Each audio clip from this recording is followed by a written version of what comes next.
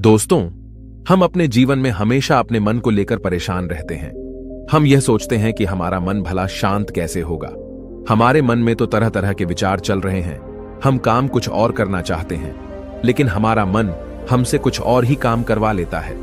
इससे पहले कि आप अपने मन को शांत करने का प्रयास करें, यह जानना जरूरी है कि मन का व्यवहार शांत होने वाला है ही नहीं। अगर मन शांत होने वाला हो सकता तो इस दुनिया में सभी के मन शांत हो गए होते और हर कोई अपना जीवन सुखी सुखी बिता रहा होता।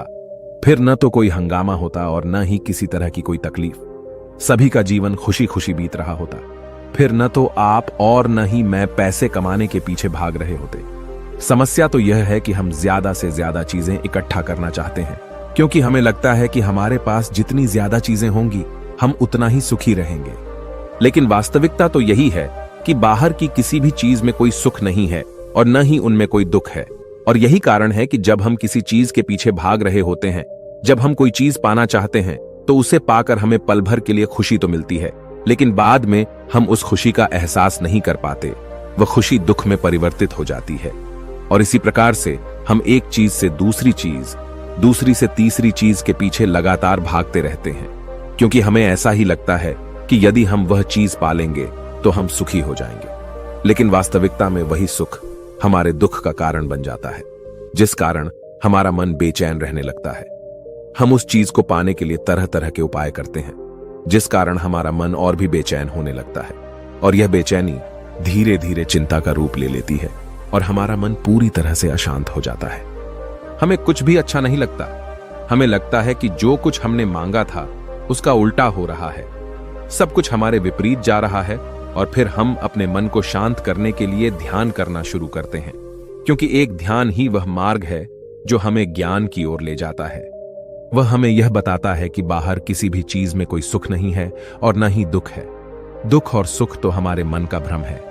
यह हमारे मन की एक उपज है, जिसके लालच में हमारा मन हमें यहां वहां भगाता रहता है। जैसे कि महीनों से भूखे एक भिखारी को अगर एक सूखी रोटी भी मिल जाए तो वह उसके लिए सुख है, वह उसके लिए अमृत है। और ठीक उसी के विपरीत यदि किसी धनवान के घर पर 56 प्रकार के भोग भी बन जाए, तब भी वह उसे खाकर तो दुखी ही रहेगा। यह तो उनकी मनस्थिति पर निर्भर करता है। इसे और अच्छे से समझने के लिए आज की जो कहानी मैं आपको सुनाने जा रहा हूं, इस कहानी के माध्यम से आप यह समझ पाएंगे कि हमारे मन की स्थिति क्या है और हम इसे कैसे नियंत्रित कर सकते हैं। तो चलिए बिना किसी देरी के कहानी शुरू करते हैं। एक समय की बात है, एक गांव में एक युवक रहता था जिसका मन बहुत ही अशांत रहता था। वह हमेशा तनाव में रहता। वह अपने मन को शांत करना चाहता था, लेकिन उसे कोई भी उपाय नजर नहीं आ रहे थे। उसके जीवन में कई प्रकार के दुख थे, जिनके कारण वह हमेशा तकलीफ में रहता, तनाव में रहता। एक दिन उसे पता चला कि उसके गांव में एक बौद्ध भिक्षु आए हुए हैं, जो सभी को दुख और सुख पर उपदेश दे रहे हैं। वह युवक तुरंत ही घर से निकला और उनके आश्रम जा पहुंचा। वहां पर पहुंचने के बाद उस युवक ने देखा कि वह बौद्ध भिक्षु सभी गांव वालों को उपदेश दे रहे थे। बौद्ध भिक्षु कह रहे थे कि सभी के जीवन में कोई ना कोई सुख और दुख तो आता ही रहता है, जिस कारण हमारा मन बहुत अशांत रहता है। और एक अशांत मन इस दुनिया का कोई भी सुख नहीं ले सकता। फिर चाहे उसे पूरी दुनिया की धन दौलत ही क्यों न मिल जाए, वह उसे पाकर भी दुखी ही रहेगा।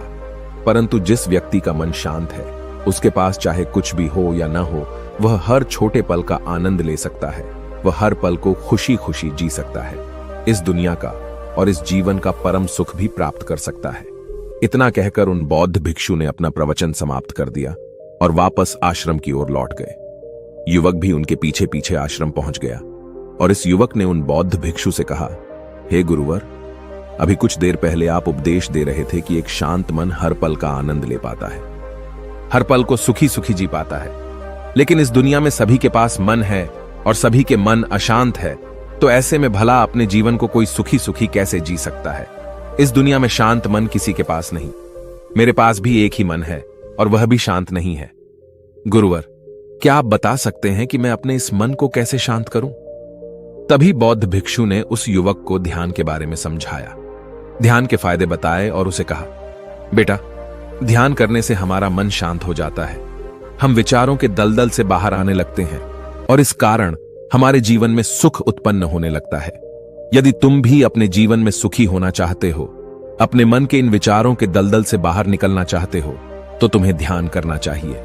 तुम्हें ध्यान का अभ्यास करना चाहिए, क्योंकि यही वह मार्ग है जो तुम्हारे मन को शांत कर सकता है और तुम्हें सही राह पर ला सकता है। उस युवक ने उन बौद्ध भिक्षु की बात मान ली। उस युवक ने उन बौद्ध भिक्षु को प्रणाम किया और वापस घर चला गया। घर पहुंचने के बाद उसने ध्यान करना शुरू किया। वह रात भर ध्यान करता रहा, लेकिन उससे उसे कोई लाभ नहीं हुआ। इस कारण वह अगली सुबह फिर से उन बौद्ध भिक्षु के पास पहुंचा और उन बौद्ध भिक्षु से कहता है, गुरुवर, आपके कहे अनुसार मैंने रात भर ध्यान किया है, लेकिन उससे मुझे कोई लाभ नहीं हुआ। मेरा मन तो अभी भी अशांत है। आप तो कह रहे थे कि ध्यान करने से हमारा मन शांत हो जाता है। तभी वह बौद्ध भिक्षु उस युवा से कहते हैं, ध्यान कोई एक बार करने की चीज नहीं है, ये तो अभ्यास है और धीरे धीरे समय के साथ मन शांत होता जाएगा। इस पर वह युवक कहता है, हे गुरुवर, मेरे पास इतना समय नहीं है। मुझे कोई ऐसा मार्ग बताइए जिससे जल्दी जल्दी मेरा मन शांत हो जाए और मैं खुशी खुशी अपना जीवन जीने लग जाऊं। ऐसे तो मेरा बहुत समय बर्बाद हो जाएगा। मुझे कुछ ऐसा बताइए गुरुदेव, जिससे मेरा मन आज के आज और अभी शांत हो जाए, जिससे मैं सुख की अनुभूति कर पाऊं, मुझे सुकून मिले। उस युवक की यह बात सुनकर बौद्ध भिक्षु मुस्कुराने लगे। उन्होंने उस युवक से कहा, बेटा, मेरे पास तुम्हारे लिए कुछ ऐसा है जिससे तुम्हारा मन अभी के अभी शांत हो जाएगा। इतना कहकर वह बौद्ध भिक्षु अपने आश्रम में गए और अंदर से एक घड़ा लेकर आए और उस युवक को थमाते हुए कहते हैं, जाओ और पास की बह रही उस नदी से इस घड़े में पानी भर कर लाओ। उन बौद्ध भिक्षु के इतना कहने के बाद उस युवक ने वह घड़ा हाथ में ले लिया और नदी की तरफ जाने लगा। उसके बाद मन ही मन सोच रहा था कि लगता है यह गुरु पागल है, इन्हें कुछ नहीं पता। भला यह घड़ा मेरे जीवन में शांति कैसे ला सकता है? यह मेरे मन को शांत कैसे कर सकता है? लेकिन उसके पास और कोई रास्ता नहीं था, जिस कारण उसने घड़ा लिया और पास वाली नदी के पास पहुंच गया। उसने उस नदी में से उस घड़े में पानी भरना शुरू किया, लेकिन जैसे ही उस व्यक्ति ने उस घड़े को नदी से बाहर निकाला तो उस युवक ने देखा कि उस घड़े के चारों ओर छोटे छोटे छेद हैं, जिससे पानी तेजी से बाहर की ओर निकल रहा था। उसने लगातार कई बार प्रयास किए, लेकिन काफी बार कोशिश करने के बाद भी वह उस घड़े को पूरा नहीं भर पाया और थक हार कर उन बौद्ध भिक्षु के पास वापस लौटा और क्रोधित होकर कहता है, गुरुवर, आपने यह कैसा घड़ा दिया है? इसके चारों तरफ तो छेद है। भला मैं इसमें पानी कैसे भरकर ला सकता हूं? जब भी मैं पानी भरता हूं, इस घड़े के छेदों से सारे पानी बाहर निकल जाते हैं। इस घड़े को मैं पूरा नहीं भर सकता। तभी वह बौद्ध भिक्षु उस युवक को शांत कराते हुए कहते हैं, बेटा, शांत हो जाओ।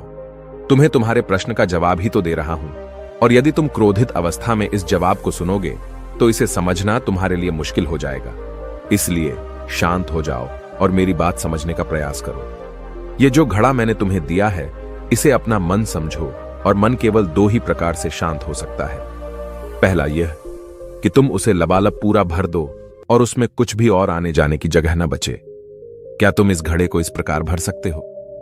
इस पर वह युवक कहता है, हे गुरुवर, मैं इस घड़े को लबालब नहीं भर सकता, क्योंकि जब भी मैं इसमें पानी भरता हूं, सारा पानी तो छेद से बाहर निकल जाता है। तभी वह बौद्ध भिक्षु उस युवक से कहते हैं, ठीक इसी तरह हम भी अपने मन को कभी नहीं भर सकते। हम जितना इसमें डालते जाएंगे, वह सब कुछ हमारे शरीर के द्वारा बाहर आता रहेगा। फिर चाहे वह क्रोध हो, प्रेम हो या फिर दया, हम जो भी अपने अंदर आने देते हैं, वही हमारे अंदर से बाहर भी आता है। और इसीलिए मैंने तुम्हें छेदों वाला घड़ा दिया, क्योंकि ये हमारी मन के जैसा ही है। और जब हम इस मन को बस भरना चाहते हैं, तब तुम अपना समय बेकार कर रहे हो।